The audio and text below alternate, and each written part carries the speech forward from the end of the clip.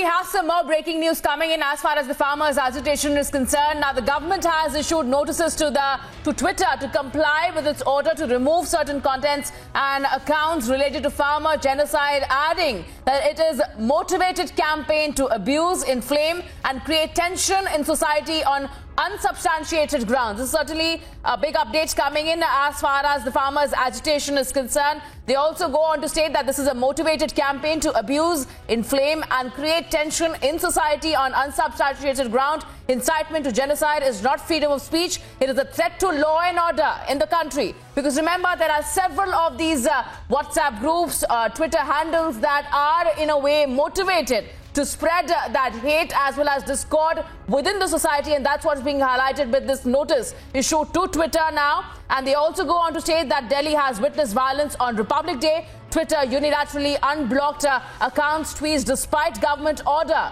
for blocking them. Twitter is an intermediary and they are obliged to obey directions of the government. Refusal to do so will invite penal action as well. The government notices quotes more than half a dozen Supreme Court judgments, including constitutional benches, as to what is public order and what are the rights of authorities. This is the latest notice issued by the Government of India to Twitter on certain vested interest groups that are out there, in fact, sharing images of hate as well as inciting violence on social media platforms like Twitter. They also state that Twitter, being an intermediary, is obliged to obey the directions as per satisfaction of the authorities as to which inflammatory content will arouse passion and impact public order as well. This specifically after what we have witnessed here in the national capital on 26th of January, that is the Republic Day. And they also go on to say that Twitter cannot sit as an appellate authority over the satisfaction of authorities about its potential impact on derailing public order. It is only an intermediary, and Twitter cannot assume the role of court or justify non-compliance with what really India and its governance believes. Twitter may face penal action for non-complying with government orders.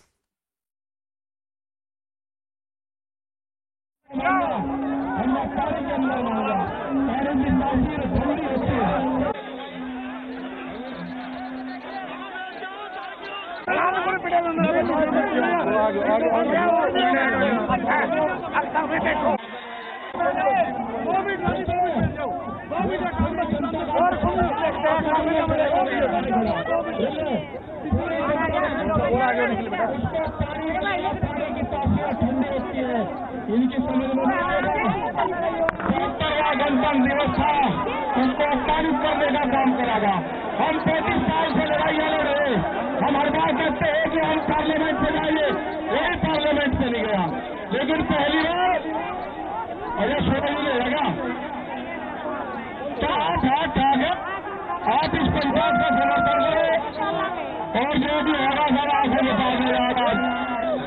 ठीक है मोदी सभापति, मैं आए हुए सभी का धन्यवाद करता हूं और आप लोगों से निवेदन है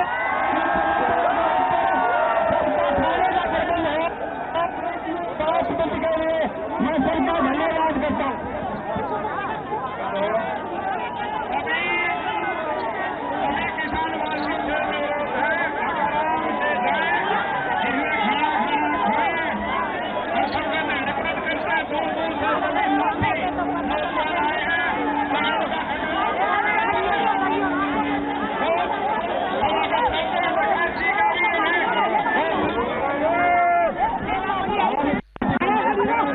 Media as well as large.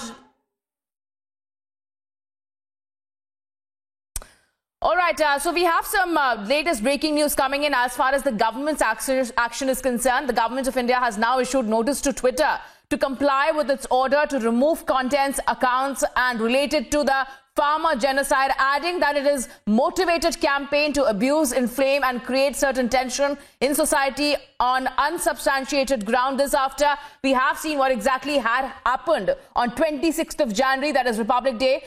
They also go on to state in this particular notice by the government to Twitter that content with the hashtag Modi planning farmers genocide hashtag was posted on Twitter, which was designed to inflame passions, hatred and factually incorrect information on social media platforms as well. And they have also made it clear to Twitter that the Twitter unilaterally unblocked accounts as well. Let's go across to Niranjan, my colleague, joining us over the phone. Now, Niranjan, this is certainly a big update coming in, as well as a stern notice to Twitter by the Government of India.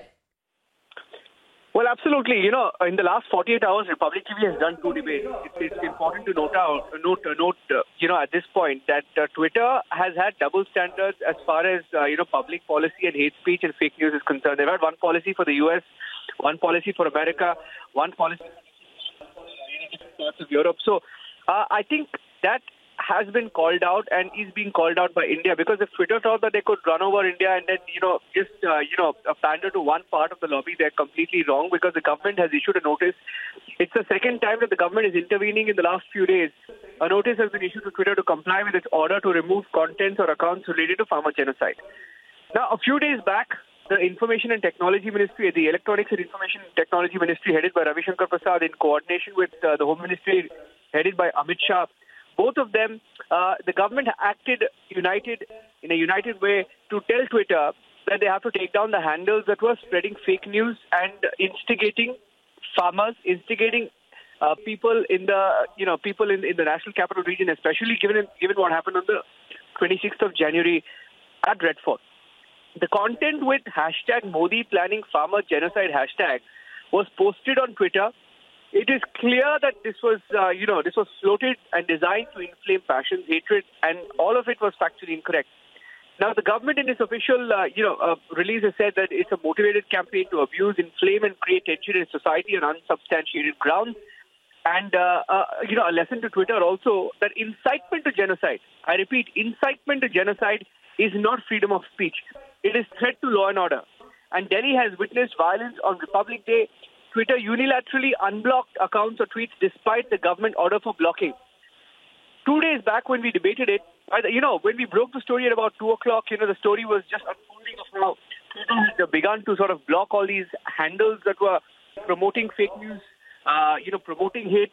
And by 10 o'clock when we were debating the subject, all of these handles had already been unblocked, which means Twitter was pretending to take action. And it's an intermediary, they're obliged, and they have to obey the direction of the government, and any refusal to do so will invite penal action. The problem in our country is that, there is one section which will support Twitter when Twitter blocks, handles of the presidents of countries, prime ministers of countries, and ministers of countries. When their handles are blocked, this particular lobby will celebrate that for fake news and whatever else, for incitement, etc. But when the same set of people in India try to do the same, Twitter is, pretending to take action and then unblocking after a few hours. And, the same set of people were saying whatever happened at the Capitol Hill was condemnable. They wanted Twitter they were celebrating almost when Twitter had blocked handles back then. But the same people are complaining now. So obviously Twitter seems to be in a bind and it seems to be crumbling under pressure from one side of the so-called lobby. Now, we've been calling them lobby. They are the lobby for all logical reasons. And the government notice has quoted more than half a dozen Supreme Court judgments, including that of constitutional benches, as to what is public order and what are the rights of authorities. Now, all of this is enshrined in our constitution. There are judgments, there are rules, and there are laws of the land which Twitter has to follow. Twitter felt that it will get away by whatever it, first of all, allows on its platform and then tries to cover up. It's completely wrong. Twitter is only an intermediary. It's obliged to obey the directions as per the satisfaction of authorities as to what inflammatory content will arouse passion and impact public order. I mean, we also what happened, right, Richa? Let's just break it down. On Twitter, fake news was being spread about a farmer being shot dead.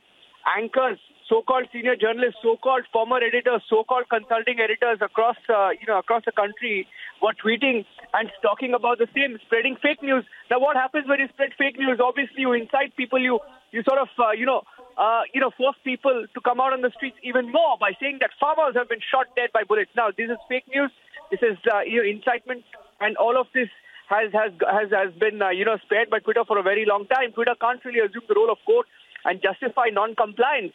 So compliance is one thing that Twitter will have to watch out for, and they may face penal action for not complying with government orders. Now that's what the government is saying in its official release, that Twitter may face penal action for not complying with government orders. I think the line has been drawn, the red line has been drawn, and it's about time that Twitter falls in line, because they can't operate and feel they can control the narrative in one particular country and not abide by the rules.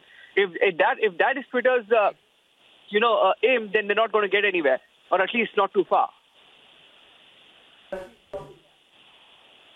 All right. Thank you so much, Niranjan, for that and getting us that perspective. And we'll keep coming back to you for more on this.